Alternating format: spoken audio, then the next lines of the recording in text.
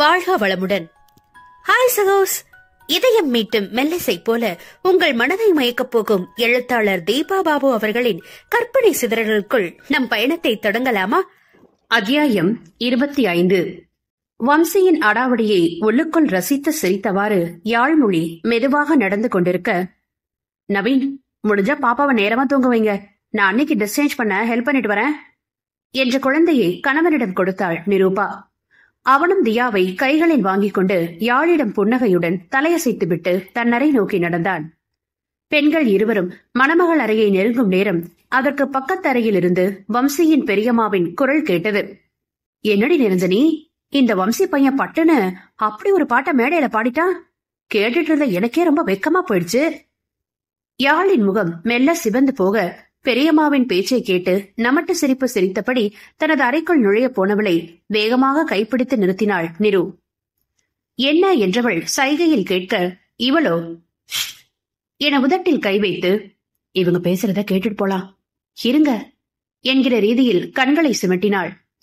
வேண்டாமே என்கிற பார்வை பார்த்து யாழ் சங்கோஜத்துடன் மறுக்க, இவள் பிடிவாதமாக, ஒரு 5 minutes பிளீஸ் என்று கண்களை சுருக்கி அவளை நிற்க வைத்தாள். ஆமாக்கா, இவன் இப்படித்தான் ஏதாவது ஒண்ணு பட்டுன்னு பண்ணிடுறான். மருமக முகம் பாட்டை கேட்டு அப்படியே மாறி போயிடுச்சு.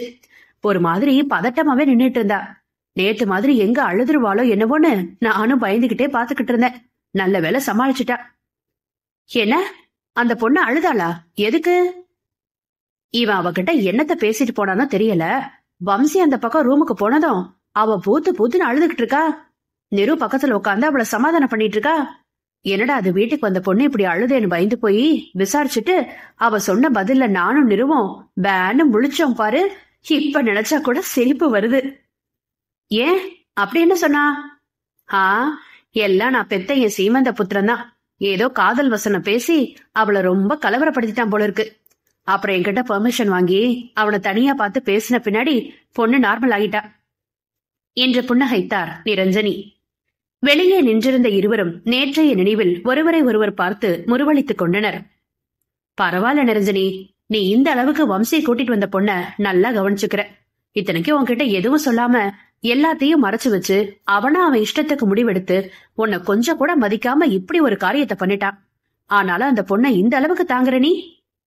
யாழின் முகம் கலவரமாக நிருவை கலக்கத்துடன் பார்த்தாள் பெண். அவளுக்கு கண்களால் தைரியம் சொன்னவள், அடுத்து உன் மாமியார் பேச்சை கேள் என்று சமிகை செய்தாள். அக்காவின் சொற்களை கேட்டிருந்த நிரஞ்சனியோ மெலிதாக புன்னகைத்து, இதுல என்னக்கா தப்பு இருக்கு? அவன் மனசுக்கு பிடிச்ச பொண்ணை பத்தி பேசுறதுக்கு என் பையனுக்கு நானும் வாய்ப்பு கொடுக்கல தானே? அவங்க அப்பா இறந்த சோகத்துல இருந்து முழுசா வெளியில வர்றதுக்குள்ள நேரம் சரியில்லாம இருக்குன்னு அண்ணா சொல்லவும் நானும் கொஞ்சம் அவசர அவசரமா முடிவெடுத்து அவனை கட்டாயப்படுத்தி நம்ம அணி கூட கல்யாணம் ஏற்பாடு பண்ணிட்டேன். வம்சிய கிட்ட பேசும்போதெல்லாம் மறுப்பு தெரிவிச்சான்னா நான் தான் அவன் மனசுல வேறொரு பொண்ணு இருக்கான்னு தெரியாம அண்ணா பேச கேட்டுக்கிட்டு சும்மா சால்ஜாப் சொல்றான்னு நினைச்சுக்கிட்டேன். மருமக சைடு உறுதியா இருந்திருந்தா ஒருவேளை என்கிட்ட தைரியமா விஷயத்த சொல்லி கல்யாண ஏற்பாட்டை நிறுத்திருப்பானோ என்னவோ. அவளும் இவன் காதலை ஏத்துக்க பயந்துட்டு மறுத்துருமோ. பையன் நெருக்கடியான நேரத்துல தன் வாழ்க்கையை காப்பாத்திக்க அதிரடியா வேலை பண்ணிட்டான். எல்லாம் நடந்து முடிஞ்ச பின்னாடி யாருக்கிட்ட என் கோபத்தை காமிக்க சொல்றீங்க நீங்க? நான் அப்படி இருந்தா என்னுடைய பிள்ளைங்களுக்கு என் மேல வெறுப்பு தானே வரும். அவர் என்னை விட்டுட்டு போனதுக்கு அப்புறம் நான் யாருக்காக இந்த வாழ்க்கையை வாழ்றேன்? எல்லாம் அவங்களுக்காக தானே. அவங்க சந்தோஷத்தை அழிச்சிட்டு நான் சந்தோஷமா வாழ்ந்துட முடியுமா என்ன? என் பையனோட சந்தோஷம் என்னோட மருமக கிட்டதான் இருக்கு. அப்ப அவ சந்தோஷமா இருந்தா தானே அவனும் நிம்மதியா இருப்பா. அதோட அந்த பொண்ணுகிட்ட நான் அனுசரணையா இருக்கிறதுல என்ன குறைஞ்சு போயிட்டேன்? என் கூட உன் வாழ்க்கை மகிழ்ச்சியா இருக்கும்னு அவளுக்கு வாக்கு கொடுத்து நம்ம பையன் வீட்டுக்கு அழைச்சிட்டு வந்ததுக்கு அப்புறம் அவ மனச நோகடிக்கிறது எந்த விதத்துல நியாயம் சொல்லுங்க? பொண்ணு தங்கமான பொண்ணு. அந்த வீட்டுல நாங்க 3 பேர் தான் ஒன்னா இருக்க போறோம். அப்ப எங்களுக்குள்ள ஒருத்தர் அனுசரிச்சு நல்லா புரிஞ்சுக்கிட்டு ஒத்துமையா இருக்கிறதானே குடும்பத்தை அழகா செதுக்கிக்கிட்டே போகும். நான் அவளை நல்லா பாத்துக்கிட்டேனா அவளுக்கு என் மேல தன்னால ஒரு பாசம் உருவாக போகுது. அவன் வெளியே அலையும் போது நாங்க தான் வீட்டுல ஒருத்தருக்கு ஒருத்தர் ஆறுதலா துணையா இருந்துக்கணும். அப்படி இல்லாம வெறுத்து சண்டை போட்டுக்கிட்டா 2 பேருக்குமே அது ரொம்ப மன கஷ்டத்தை தான் கொடுக்கும். அதனால என் மருமக கூட சுமூகமா வாழ்க்கையை ஓட்டுறது நான் தெளிவா இருக்கேன். என்னன்னா நான் சொல்றது சரிதானக்கா என்று புன் சிரிப்புடன் புருவங்களை உயர்த்தினார். தங்கையின் வார்த்தைகளை பிரமிப்புடன் கேட்டிருந்தவர், நீ சொல்றது ரொம்ப சரி நிரஞ்சனி. வாழ்க்கை தத்துவத்தை எவ்வளவு சுலபமா பேச்சல கொட்டிட்ட. ஒன்ன மாதிரியான தெளிவு எல்லாம் மாமியார்ட்ட இருந்திருதுன்னா எந்த குடும்பத்திலயும் வீணான சச்சரவோ மனஸ்தாபமோ வரவே வராது. எப்படி நீ இந்த அளவுக்கு யோசிக்கிற என்று வியப்புடன் கேட்டார். எல்லாம் அவரோட நான் வாழ்ந்த வாழ்க்கைதான் எனக்கு இப்படி ஒரு தெளிவை கொடுத்திருக்குக்கா. ரொம்பவே பெருந்தன்மையான மனுஷன்கா அவரு. கனவுல கூட யாருக்கும் தீங்கு நினைக்காதவர். அவர் மருமகளுக்கு மட்டும் நடக்க விட்டுவாரா என்ன? இன்னமும் என் மனசோட அவர் வாழ்ந்துகிட்டு தான் இருக்காரு. என் மூலமா பிள்ளைங்க வாழ்க்கையோ சந்தோஷமா பார்த்திருப்பாரு. மிகுந்த நெகிழ்வுடன் பேசிய நிரஞ்சனி கண்ணோரம் துளிர்த்த நீரை துடைக்கும் நேரம் அவரது மகளும் தந்தையின் நினைவில் கலங்கி நின்ற கண்ணீரை அவசரமாக துடைத்துக் கொண்டாள். நிருவின் கையை பற்றி ஆறுதலாக யாழ் அழுத்தி கொடுக்க, சாரி நீ, அப்பாவை நினைச்சது கொஞ்சம் எமோஷனல் ஆயிட்டேன் என்று அவளிடம் புன்னகைக்க முயன்றாள் பெண். ஹே, பரவாயில்ல, எனக்குதான் மாமா மாதிரி நல்லவரோட பழக வாய்ப்பு கிடைக்காம போயிடுச்சு என்றாள் நாயகி வருத்தத்துடன். அதெல்லாம் ஒண்ணு கவலைப்படாதீங்க, உங்க ஆள் அப்படியே அப்பாவோட ஜெராக்ஸ் காப்பி தான். அவர்கிட்ட இருந்து பல நல்ல விஷயம் எல்லாம் அப்படியே அண்ணா கிட்டே இருக்கு. அவன் உங்க வாழ்க்கையில வந்ததுக்கு நீங்க ரொம்ப கொடுத்து வச்சிருக்கணும் நீ. அது என்னவோ உண்மைதான் என்று தனக்குள் ஒத்துக்கொண்டவள் ஆமோதிப்பதாய் தலையசைத்து அவளிடம் புன்னகைத்தாள். சரி வாங்க, உங்களுக்கு ஹெல்ப் பண்ணிட்டு நான் ரூமுக்கு போறேன். அம்மாவும் கொஞ்ச நேரம் பெரியம்மா கிட்ட பேசிட்டு தூங்க இங்க வந்துருவாங்க என்று அவளை அறைக்குள் அழைத்து சென்றாள் நிரூபா. முதல் முறை காதலியாக கோயம்புத்தூர் வீட்டில் தன்னவனுடன் முதலடி எடுத்து வைத்தவள் இரண்டாம் முறை சட்டப்பூர்வ மனைவியாக அவர்களது பூர்வீக வீட்டில் அவனுடன் நுழைந்தாள். இன்றோ மூன்றாம் முறையாக இந்து சாஸ்திரப்படி முழு உரிமையுடனும் அதிகாரத்துடனும் வம்சியின் சரி பாதியாக அவ்வீட்டின் மருமகளாக வலதுகாலை அடியெடுத்து வைத்து கிரகப்பிரவேசம் செய்தாள் யாழ்மொழி. ஆடம்பரமும் ஆர்ப்பாட்டமுமாக சற்று முன்னர் தான் அவர்களின் திருமணம் இனிதே நடந்து முடிந்திருந்தது. விருந்தினர்கள் கலைந்ததும் நல்ல நேரத்தில் வீட்டிற்கு வந்திருந்தனர் மணமக்கள். அனைத்து சொந்தமும் அவளிடம் இனிமையாக பழகிட பொன்னும் இயல்பாக அவர்களிடம் ஒன்றி போனாள். அப்படியே நேரம் கடந்து இரவு பொழுதும் வந்திட தன்னுள் எழுகின்ற படபடப்பில் அச்சத்துடன் தவித்திருந்தவளை நிரூபாதான் அமைதிப்படுத்திக் கொண்டிருந்தாள். அண்ணி, எதுக்கு அவ்வளவு டென்ஷன்? அண்ணா உங்களை மீறி ஒன்னும் செஞ்சிட மாட்டான். அதோட உங்களை அவனால கஷ்டப்படுத்த முடியுமா என்ன? வாங்க, தலைவாரி விடுறேன். அப்பொழுதுதான் குளித்து முடித்து புதுப்புடவை அணிந்து வந்தவளை இழுத்து டிரெஸ்ஸிங் டேபிள் முன்னால் அமர்த்தி தலைவார துவங்கினாள் நிரு. யாழ் இந்த வம்சி கஷ்டப்படுத்துவேனா என்ன? தன்னவனின் ஆழ்ந்த குரல் காதில் எதிரொலிப்பது போல் இருக்கவும் கண்களை இறுக மூடிக்கொண்டாள் அவள். புது மணப்பெண்ணுக்கே உரிய கவலையில் உழன்றிருப்பவளை கண்டு நாத்தனாருக்கு புன்னகை அரும்பியது. அண்ணி, ரூம்குள்ள போய் அண்ணாவோட பேசுற வரைக்கும் தான் உங்களுக்கு இந்த படபடப்பெல்லாம் இருக்கும். அப்புறம் ரிலாக்ஸ் ஆயிடுவீங்க பாருங்க. இது எல்லா பொண்ணுங்களுக்கும் இருக்க பதட்டம் தான் அண்ணி என்று சிரித்து அவள் கண்ணம் கிள்ளியவள் தலையில் வாசனை மலர்களை சூட்டி அலங்கரித்தாள். யாழ்மொழிக்கும் அது புரியத்தான் செய்தது. ஆனாலும் உள்ளுக்குள் தடதடப்பதை ஒன்றும் செய்ய முடியாதே என்று மெல்லிய பெருமூச்சு விட்டு கொண்டாள். வம்சியின் அறைக்கு முன்னே யாழை நிறுத்தி வாழ்த்து தெரிவித்து திரும்பவும் ஒருமுறை தைரியம் சொல்லி தேற்றிவிட்டு உள்ளே போங்க நீ என்று அவளை அனுப்பி வைத்து கதவை மூடினாள் நிரூபா. அறைக்குள் வந்தவள் பெரும் தயக்கத்துடன் சிரமப்பட்டு விழிகளை உயர்த்தி வம்சியை பார்க்க, அந்நேரம் வரை மெத்தையில் இருந்து தனது அலைபேசியில் மூழ்கி இருந்தவன் இவளை கண்டதும் மலர்ந்த சிரிப்புடன் எழுந்து அருகில் வந்தான். முதலிரவுக்கான தனிப்பட்ட அலங்காரம் எதுவுமின்றி அறை சாதாரணமாக இருந்ததில் பெரிதாக நிம்மதி பெருமூச்சு ஒன்றை வெளியேற்றினாள் பெண். அப்பொழுது இன்று எதுவும் வேண்டாம் என்று தூங்க சொல்லிவிடுவாரோ என்கிற எதிர்பார்ப்பு எழும் நேரம் உள்ளம் அளப்பரியா உவகை கொண்டது.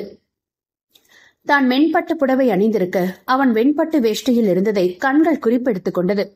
நெருங்கி நின்றவன் அவள் முகத்தை உற்று பார்க்க பெண்ணின் பார்வையோ அலைப்பாய்ந்தது. என்ன என்றாள் மெல்லமாக. இல்ல, ஜஸ்ட் இப்பதான் ஃபிராக்ஷன் ஆஃப் செகண்ட்ஸ் முன்னாடி உன் முகத்துல ஒரு அதீத பதட்டம் தெரிஞ்சது. சொடக்கு போடுற நேரத்துல பார்த்தா அது காணாம போயிடுச்சு.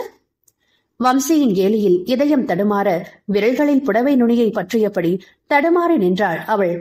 மனதில் எண்ணியதை அவனிடம் வெளிப்படையாக சொல்லிவிடவா முடியும் என்கிற அலுப்பு தோன்ற மௌனம் கொண்டாள் பெண். ஓகே, கம் என்று அவளின் உள்ளங்கையை பற்றியவன், நீ இன்னைக்குதான் நம்ம ரூமுக்கு வரல என்று கேட்டவாறு அழைத்து சென்று கட்டிலில் அமர வைத்தான். ரொம்பவே இயல்பாக தன்னுடைய அறையை அவளுக்கும் பொதுவாக கூறியவனை மெதுவாக நிமிர்ந்து பார்த்து ஆமோதிப்பதாக தலையசைத்து புன்னகைத்தாள் யாழ். அப்புறம் நம்ம வெட்டிங் செரமனி உனக்கு பிடிச்சிருந்துச்சா? எல்லாமே அவசர அவசரமா இந்த 4 daysல வெட்டிங் பிளானர்ஸ பிடிச்சு இந்த தீமை நான் தான் செலக்ட் பண்ணேன். நல்லா இருந்துச்சு.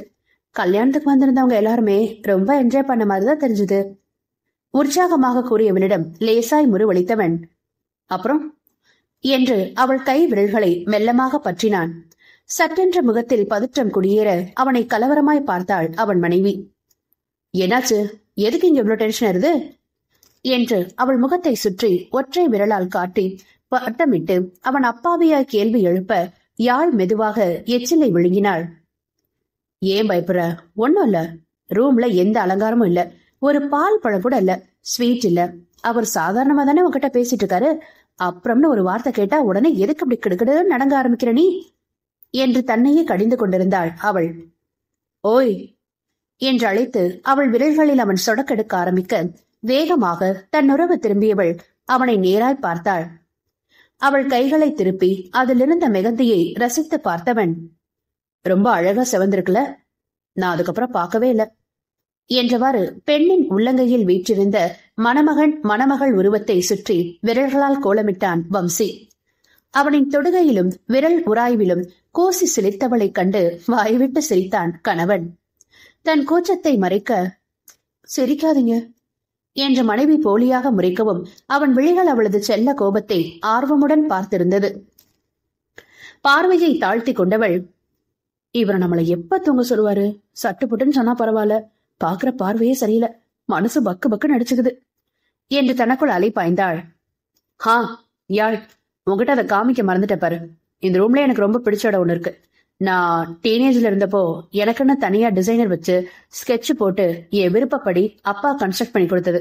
வா அங்க போலாம் என்று அவளை எழுப்பி விட்டான் வம்சி.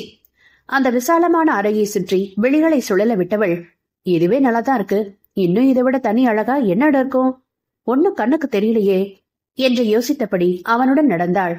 அறையின் ஒரு மூலையில் இருந்த மற்றொரு கதவை அவன் திறந்ததில் ஆர்வமாய் பார்வையை அங்கே செலுத்திய அவளின் மூச்சுக்காற்று அப்படியே உறைந்து போனது. மேற்கூரை முதல் இவர்கள் வெளிவந்த வாயில் கதவின் பக்கச்சுவர் தவிர மற்ற 3 திசைகளிலும் இருக்கும் சுவர்கள் முழுவதும் கண்ணாடியால் அமைந்திருந்தது அவ்விடம்.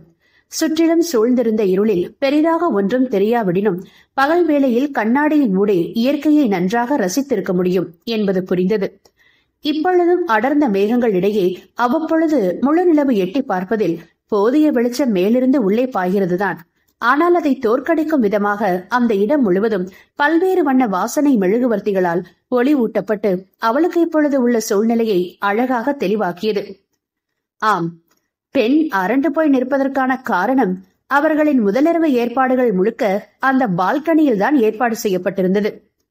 சற்று முன் அவள் இல்லை என்று நினைத்து குதூகலித்த சிகப்பு ரோஜா இதழ்கள் கொண்டு படுக்கையில் செய்யும் மலர் அலங்காரம், பால், பழங்கள், ஸ்வீட் என அனைத்தும் அங்கே அழகாக வீற்றிருந்தது. சிறிது நேரத்தில் எப்படியெல்லாம் ஏமாந்து விட்டேனான். இவருக்குள் இப்படி ஒரு ரசனை இருக்கும் என்பது தெரியாத முட்டாளாக இருந்து விட்டேனே. இவர் அறைக்குள் தனி ஒரு அறைக்கு நிகரான பால்கனி இருக்கும் என்றோ, அது முழுக்க முழுக்க கண்ணாடி சுவர்களினால் கட்டப்பட்டு இருக்கும் என்றோ நான் என்ன கனவா கண்டேன்? அங்கே 4 பேர் தாராளமாக படுத்து உறங்கும் அளவுள்ள பெரிய மெத்தை சாதாரணமாக இருக்கிறதே என்று மகிழ்ந்திருந்தாள். இங்கே 2 பேர் சற்றே நெருக்கி படுக்கும் அளவிற்கு உள்ள சிறிய மெத்தை சர்வ அலங்காரத்துடன் தயாராக இருக்கிறது. அங்கே வந்ததிலிருந்து பேச்சு மூச்சற்று நின்றிருக்கும் மனைவியை ரகசிய புன்னகையுடன் நெருங்கிய கணவன், இந்த இடம் உனக்கு பிடிச்சிருக்கா யாழ் என்று விஷமத்துடன் கேட்க அவள் என்னவென்று பதில் சொல்வாள்? அறையின் அமைப்பு நன்றாக இருக்கிறது என வாய்விட்டாள்.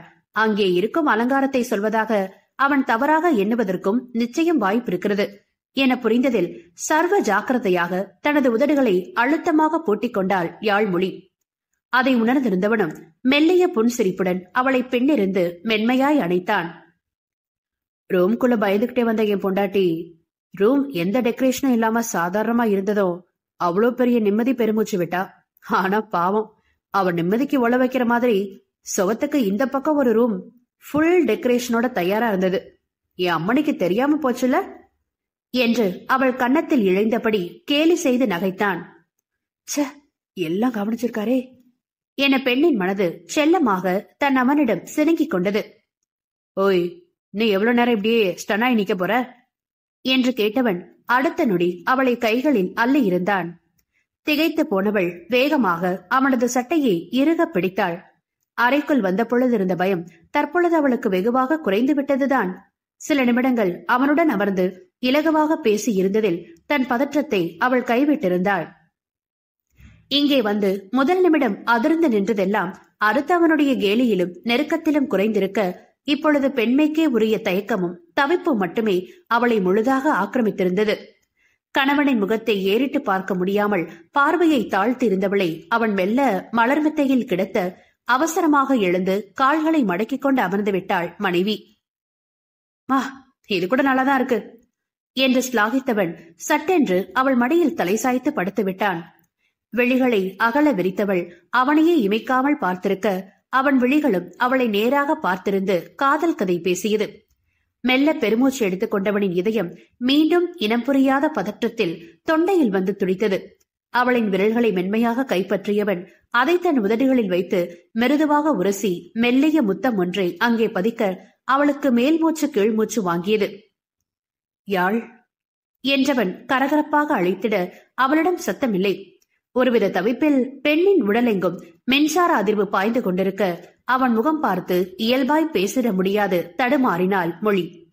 அவள் கரத்தை இன்னும் நெருங்க இழுத்து தன் கழுத்தில் பதித்துக் கொண்டவன், யாழ், நம்ம வெட்டிங் நைட்டுக்காக நான் ஒரு ஸ்பெஷல் சாங் செலக்ட் பண்ணி வச்சிருக்கேன். அதை உனக்கு இன்னைக்கு டெடிகேட் பண்ணுன்னு 4 நாளா ரொம்ப எதிர்பார்ப்போட காத்துட்டு இருக்கேன் என்றான் ஆவலாக. இவர் சாதாரணமா பாடுற பாட்டே நம்ம உயிரை உருக வைக்கும், இன்னும் ஸ்பெஷல் பாட்டு வேறன்னா? தயக்கத்துடன் தன் முகம் பார்த்த மனைவியை கண்டு முறிவளித்த வம்சி, பயப்படாத, நான் பாடல, மியூசிக் சிஸ்டத்துல தான் பிளே பண்ண போறேன் என்று கண்சுமிட்டி நகைத்தான். ஆனாலும் கணவனின் ரசனையையும் காதலையும் நன்றாக உணர்ந்திருந்த மனைவிக்கு அதுவும் ஏதோ ஒரு விதத்தில் தன் உணர்வுகளை தாக்கப் போவது உறுதி என்று சர்வ நிச்சயமாய் தோன்றியது. நட்புகள் எல்லாரும் நம்ம சேனலை மறக்காம சப்ஸ்கிரைப் பண்ணுங்க, கதையை கேளுங்க, லைக் பண்ணுங்க, கமெண்ட் பண்ணுங்க, பிடிச்சவங்க ஷேர் பண்ணுங்க. நன்றி.